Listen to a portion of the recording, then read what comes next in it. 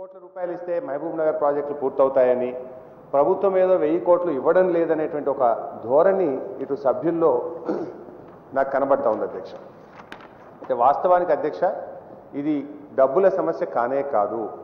ప్రభుత్వం పెండింగ్ ప్రాజెక్టులను యుద్ధ ప్రాతిపదికన పూర్తి చేసి ఆయా ఆయకట్టును వెంటనే సాగులోకి తేవడానికి చిత్తశుద్ధితో తెలంగాణ ప్రభుత్వం మన ముఖ్యమంత్రి కేసీఆర్ గారి నాయకత్వంలో పనిచేస్తూ ఉంది అధ్యక్ష.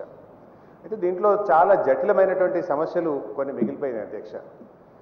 పోతూ పోతూ యూపీఏ ప్రభుత్వం కొత్త ల్యాండ్ ఎక్విజిషన్ చట్టం ఒకటి తేవడం ద్వారా దేశవ్యాప్తంగా అన్ని రాష్ట్రాల్లో కూడా ఈ ల్యాండ్ ఎక్విజిషన్ R&R అనేటువంటిది ఒక స్టాండ్ స్టిల్ సిచ్యువేషన్ వచ్చింది. దాదాపు ఒక సంవత్సరంన్నర పాటు ఈ ల్యాండ్ ఎక్విజిషన్ చట్టం నుంచి బయటపడడానికే అన్ని రాష్ట్రాలకు, ఇటు మన రాష్ట్రానికి కూడా కొంత ఇబ్బంది కలిగింది అధ్యక్ష. సరే, ఫైనల్గా బాగా ఆలోచించి, అంటే ఏమైంది అధ్యక్ష, ఈ కొత్త బీజేపీ ప్రభుత్వం వచ్చినాక దాన్ని రద్దు చేస్తూ బిల్లు తేవడం, ఆర్డినెన్స్ తేవడం, ఆ ఆర్డినెన్స్ రాజ్యసభలో పాస్ కాకపోవడం, అది వస్తుందా రాదా అని ఎదురు చూసేటువంటి ధోరణి, తద్వారా ఒక సంవత్సరం విలువైనటువంటి సమయాన్ని వృధా అయింది అధ్యక్ష. సో ఫైనల్గా మన తెలంగాణ ప్రభుత్వం బాగా ఆలోచించి, ఇంకా దానికోసం ఎదురు చూడకుండా మనము జీవో 123 ఒకటి తెచ్చుకొని, ఏదైతే యూపీఏ ప్రభుత్వం తెచ్చినటువంటి LAR&R యాక్ట్కు అదనంగా దానికంటే ఇంకా రూపాయి ఎక్కువ చెల్లిస్తూ కాల పరిమితిని, సమయాన్ని ఆదా చేసుకునే విధంగా కొత్త జీవోను ఒకటి మనం తెచ్చుకొని తద్వారా భూసేకరణ ప్రక్రియను ప్రారంభం చేశాం. ఇప్పుడు ఆ ఇష్యూ కూడా సార్ట్ అవుట్ అయ్యి ముందుకు పోతున్నటువంటి పరిస్థితి అధ్యక్ష. రెండవది అధ్యక్ష, కాంట్రాక్చువల్ ఇష్యూస్ కూడా చాలా ఉండే. ఈ ప్రాజెక్టులన్నీ 2004-05 నుంచి ప్రారంభమైనవి, 15-16లో ఉన్నాం. వాళ్ళెవరు కూడా ముందుకు వచ్చేటువంటి పరిస్థితి లేదు. గతంలో జీవో 13 ఇచ్చి మధ్యలో వదిలేసిండ్రు. అది ఇస్తారా లేకపోతే రద్దు చేసుకుంటారా అని. మనం రద్దు చేసి కొత్తగా టెండర్లకు పోదామంటే కాస్ట్ విపరీతంగా పెరగడంతో పాటు దానికంటే ముఖ్యంగా లీగల్ కాంప్లికేషన్స్ వచ్చి ఆ ప్రాజెక్టు పని మొత్తానికే ఆగిపోయి అనుకున్న లక్ష్యాన్ని సాధిస్తలేము. బాగా ఆలోచించి క్యాబినెట్ సబ్ కమిటీ వేసి ముఖ్యమంత్రి గారు అన్నీ ఆలోచించి ఇతర రాష్ట్రాల్లో ఏం చేస్తున్నారో చూసి మనం కూడా జీవో 146 తీసుకొచ్చి ఆ కాంట్రాక్చువల్ ఇష్యూస్ను రిజాల్వ్ చేసి పెండింగ్ ప్రాజెక్టులను తొందరగా పూర్తి చేయడం కోసం ప్రభుత్వం ఒక అడుగు ముందుకు వేయడం కూడా జరిగింది అధ్యక్ష. అదేవిధంగా అధ్యక్ష, బడ్జెట్ అంటారా, ముఖ్యమంత్రి గారు ఒకటే చెప్పిండ్రు, పెండింగ్ ప్రాజెక్టులు పూర్తి చేయడానికి బడ్జెట్ కొరత లేనే లేదు. ఒకటి. రెండు, ఈవెన్ ఫైనాన్స్ డిపార్ట్మెంట్కి ప్రభుత్వం ఎంత క్లియర్గా ఇన్స్ట్రక్షన్స్ ఇచ్చింది అధ్యక్ష అంటే, పాలమూరు ప్రాజెక్టులు కానీ ఈ యొక్క పెండింగ్ ప్రాజెక్టులు ఏవైతే తొందరగా పూర్తయితాయో, మనం ఈ నెక్స్ట్ ఖరీఫ్లో కానీ 1 ఇయర్లో పూర్తయ్యే ప్రాజెక్టులకు రిలీజెస్ కూడా ఒక్క నిమిషం ఆపొద్దు, ఎందుకంటే ఎంత వేగంగా డబ్బులు ఇస్తే కాంట్రాక్టర్తో అంత వేగంగా మనం పని తీసుకోవచ్చు అని చెప్పి పెండింగ్ ప్రాజెక్టులకు టాప్ ప్రియారిటీలో ప్రభుత్వం డబ్బులు ఇవ్వడానికి కూడా దృష్టి పెట్టడం జరిగింది అధ్యక్ష. తర్వాత ప్రొసీజరల్ డిలేస్, ఏవైనా చిన్న చిన్న అనుమతుల కోసం ఈ ప్రొసీజరల్గా కూడా చాలా రోజులు సెక్రటరియట్లో ఫైల్ తిరుగుతూ ఉంది. ఆ డిలేస్ను కూడా తగ్గించడానికి ప్రభుత్వం కొత్త పనితీరును కూడా వచ్చే ఆర్థిక సంవత్సరం నుంచి అమలు చేయడానికి కూడా ప్రభుత్వం నిర్ణయం తీసుకుంది అధ్యక్ష. పాలమూరు ప్రాజెక్టుల గురించి మిత్రులు మాట్లాడింది అధ్యక్ష. నేను దాంట్లో చెప్పాల్సింది ఏంటంటే అధ్యక్ష, సరే మీరు 1000 కోట్లలో పూర్తవుద్ది అంటున్నారు. అది 1000 కోట్ల ఎన్ని కోట్ల అనే దానికి ఇష్యూ లేదు. వాస్తవానికి ఈరోజు మేము చూసిన దాని ప్రకారంగా దాదాపు పాలమూరులో ఉండే ఈ 4 పెండింగ్ ప్రాజెక్టులు పూర్తి చేయడానికి 1900 నుంచి 2000 కోట్ల రూపాయలు అవసరం పడుతున్నాయి. అది కూడా ఇవ్వడానికి ప్రభుత్వం రెడీగా ఉంది. అది సబ్జెక్ట్ టు కరెక్షన్, ఒక 50-100 కోట్లు అటు ఇటు కావచ్చు. బట్ ఎందుకు జరుగుతుందంటే, సపోజు పాలమూరు ప్రాజెక్టులు ప్రపోజ్ చేసినాడు 80,000 ఎకరం భూసేకరణలో ఎస్టిమేట్లో పెట్టింది. ఈరోజు 80,000 ఎకరం దొరుకుతుందా? 5 లక్షలు, 6 లక్షలు, 7 లక్షల రూపాయల దాకా పోతుంది భూసేకరణ. ఆ రోజు ఎస్టిమేట్లో పెట్టింది మీరు 80,000. R&Rలో ఆ రోజు మీరు పెట్టిన దాంతో ఈరోజు 4 గంటలు 5 గంటలు R&R ఏది ఊర్లు ఏవైతే మునిగిపోతున్నాయో దాంట్లో విపరీతంగా కాస్ట్ ఎస్కలేషన్ వచ్చింది.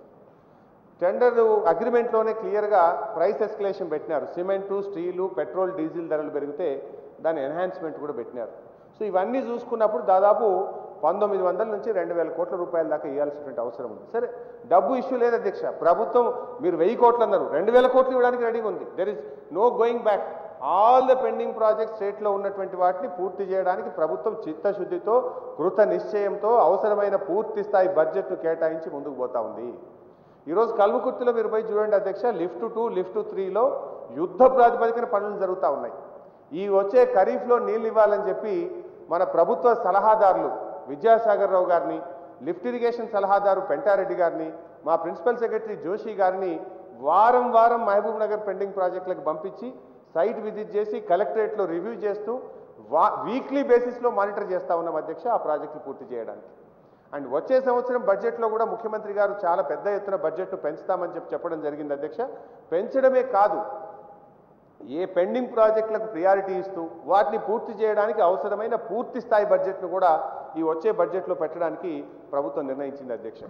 ఇప్పుడు ఈ సంవత్సరం కూడా అధ్యక్ష దాదాపు ఇప్పటి వరకు మహబూబ్ నగర్ ప్రాజెక్టుల మీద ఈ రోజు వరకు 257 కోట్ల రూపాయలు ఈ సంవత్సరంలో ఖర్చు పెట్టినాం అధ్యక్ష. 257 కోట్లు ఖర్చు పెట్టినాం. బహుశా ఈ 20 రోజుల్లో ఇంకో 100-150 కోట్లు కూడా పనులు జరిగి పేమెంట్లు జరగాల్సినవి కూడా పెండింగ్లో ఉన్నాయి, అవి కూడా జరుగుతాయి అధ్యక్ష. సో అందువల్ల ఇటు మహబూబ్ నగర్ ప్రాజెక్టుల విషయంలో కానీ ఏ పెండింగ్ ప్రాజెక్టుల విషయంలో కూడా ప్రభుత్వం వెనకడుగు వేసే ప్రయత్నం లేదు. సీరియస్గా ప్రభుత్వం మానిటర్ చేస్తుంది. అవసరమైన పూర్తి స్థాయి బడ్జెట్ని ఇచ్చి ముందుకు పోతాం అధ్యక్ష. గౌరవనీయులు సుధాకర్ రెడ్డి గారు మాట్లాడుతూ వారు నాబార్డు RIDF కింద 7 స్కీమ్స్ ఉన్నాయి, వాటిని మరమ్మతు చేసి ఆ లిఫ్ట్ ఇరిగేషన్ స్కీమ్స్ను బాగు చేయాలని చెప్పినారు అధ్యక్ష. ఈరోజు ఖమ్మం జిల్లాలో వారు చెప్పినట్టుగా చాలా లిఫ్ట్ ఇరిగేషన్ స్కీమ్లు డిఫంక్ట్ అయిపోయినాయి. గత ప్రభుత్వ హయాంలో పట్టించుకోకపోవడమో కారణాలు ఏమైనప్పటికీ కూడా అసలు ఈ రాష్ట్రంలో అత్యధిక లిఫ్ట్ ఇరిగేషన్ స్కీమ్లు ఉన్న జిల్లా ఖమ్మం జిల్లా. సో ఆ జిల్లాలోనే దాదాపు 90% లిఫ్ట్ ఇరిగేషన్ స్కీమ్స్ డిఫంక్ట్ అయిపోయినాయి, నడుస్తున్నాయి 10% ఈరోజు. సో ఈ మధ్య కాలంలోనే TSP కింద SCP కింద దాదాపు 100 స్కీముల బాగా మంజూరు చేయడం జరిగింది. అవన్నీ కూడా టెండర్ల ప్రక్రియ ప్రారంభించి పనులు చేస్తూ ఉన్నాం. గౌరవ సభ్యులు చెప్పినట్టు ఈ 7 లిఫ్ట్ ఇరిగేషన్ల స్కీమ్ది కూడా నేను వివరాలు తెప్పించుకొని దానికి ఎంత డబ్బు అవసరం ఉన్నా వెంటనే మంజూరు చేసి వాటిని కూడా ఉపయోగంలోకి తీసుకొచ్చే ప్రయత్నం చేస్తామని చెప్పి మనవి చేస్తా ఉన్నాను అధ్యక్ష. ఇకపోతే గౌరవనీయులు రంగారెడ్డి గారు చిన్నవి ఎందుకు అడ్రస్ చేయలేకపోతున్నారన్నారు. నేను ఇందాకనే చెప్పిన ప్రతిదీ కూడా అడ్రస్ చేసే ప్రయత్నం. ల్యాండ్ ఎక్విజిషన్ ఒక ప్రాబ్లం ఉండే, రైల్వే డిపార్ట్మెంట్తో ఒక ప్రాబ్లం ఉండే, నేషనల్ హైవేస్తో కొన్ని ఇష్యూస్ వచ్చినాయి, ఎలక్ట్రికల్ డిపార్ట్మెంట్తో కొన్ని ఇష్యూస్ వచ్చినాయి. వాటన్నిటిని కూడా పరిష్కారం చేసుకొని మోస్ట్ ఆఫ్ ద ప్రాజెక్ట్స్ను ఈ జూలై 2016కు కొంత పూర్తి చేయడానికి, వచ్చే ఆర్థిక సంవత్సరానికి మేజర్గా పూర్తి చేయడానికి ప్రభుత్వం ముందుకు పోతా ఉంది. అదేవిధంగా రామచంద్రరావు గారు వారు మాట్లాడుతూ మహబూబ్ నగర్ గురించి చెప్పిండ్రు. వాటి గురించి నేను ఇప్పుడే చాలా వివరంగా కూడా చెప్పడం జరిగింది అధ్యక్ష. Represented to Honorable Chief Minister Saab requesting to release all the allocated fund in current year. The fund has not yet been released. I want to make a request to the government to kindly release the allocated fund. I would once again request Honorable Chief Minister Saab to release the balance funds of Minorities Welfare Department before the financial year draws to a close. I request for disbursement of all post-matric scholarship and reimbursement of tuition fee arrears of all students for the financial